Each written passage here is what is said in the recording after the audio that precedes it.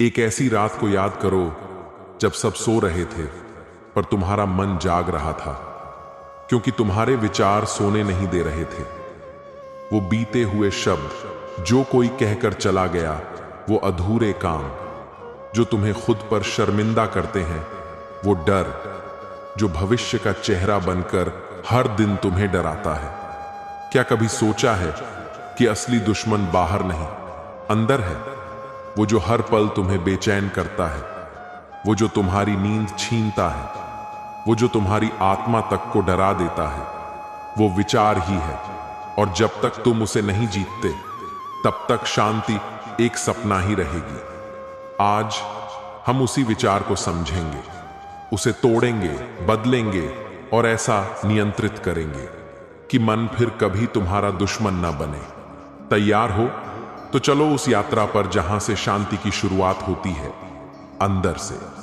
विचार क्या है और क्यों ये हमें हर वक्त घेरे रहते हैं? हमारा मन एक नदी की तरह है जिसमें विचार बहते हैं। कुछ विचार सुगंध की तरह होते हैं जो हमें उत्साहित करते हैं, लेकिन कुछ गंदगी की तरह होते हैं जो इस पूरे मन को गंदा कर देते हैं। हर दिन एक सामान्य व्यक्ति के मन में लगभग 60,000 से भी ज्यादा विचार आते हैं, लेकिन इनमें से ज्यादातर या तो डर, पछतावे या भ्रम से भरे होते हैं। अब सवाल यह है कि क्या विचार हमारे बस में नहीं है, या फिर हमने कभी यह कोशिश ही नहीं की कि हम उन्हें नियंत्रण में लें? विचारों की उत्पत्ति कहां से होती है?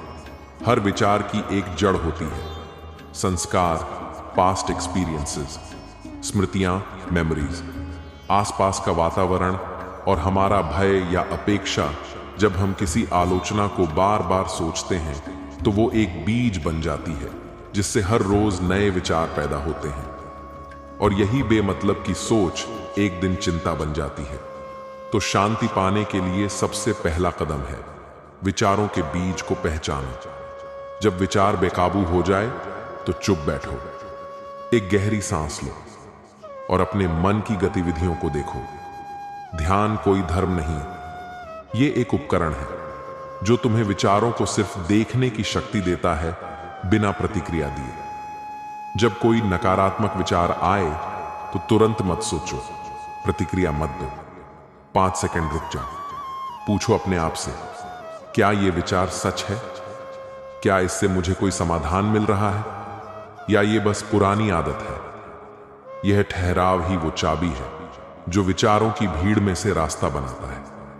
हर दिन एक समय तय करो जहां तुम तय करोगे, अब मैं सिर्फ वर्तमान पर ध्यान दूंगा, न कल की चिंता, न भविष्य का डर, बस यह पल। यह विचारों का उपवास तुम्हें वह ऊर्जा देता है जो अनावश्यक सोच तुम्हारे अंदर से चूस रही थी। कभी अकेले बैठकर अपनी आत्मा से बात की है? उससे पूछा है, तुम क्या चाहती हो? तुम्हारी शांति कहां छिपी है?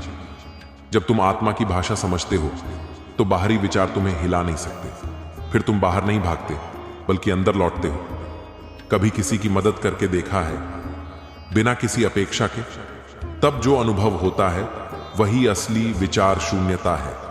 जब हम दूसरों के दुख में शामिल होते हैं तो हमारे अपने विचार हल्के हो जाते हैं। सेवा हमारे अहं को मिटाती है और विचारों के भंवर से बाहर निकालती है।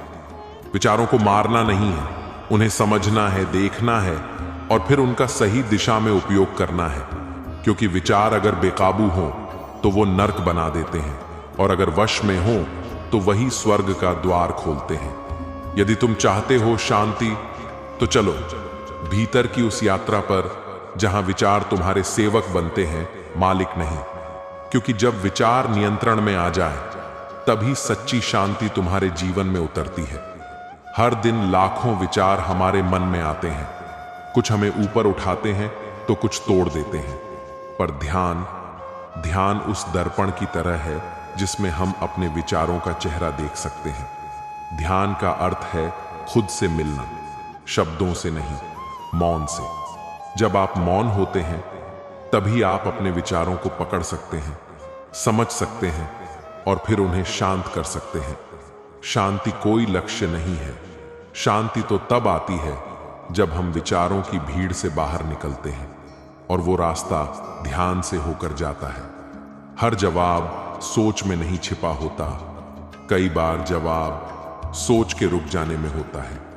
क्या आपने कभी सोचा है कि आप सोचते हैं, फिर सोचते जाते हैं और फिर उसी सोच में उलझ जाते हैं?